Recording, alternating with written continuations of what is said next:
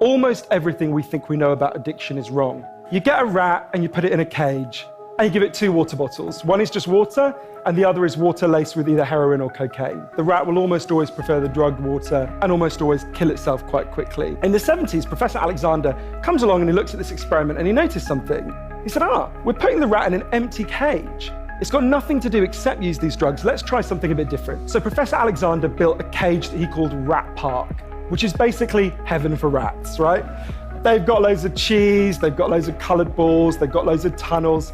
Crucially, they've got loads of friends, they can have loads of sex, and they've got both the water bottles, the normal water and the drugged water. In Rat Park, they don't like the drugged water. You go from almost 100% overdose when they're isolated to 0% overdose when they have happy and connected lives. Professor Alexander began to think there might be a different story about addiction.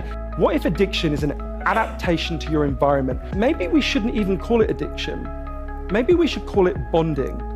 Human beings have a natural and innate need to bond.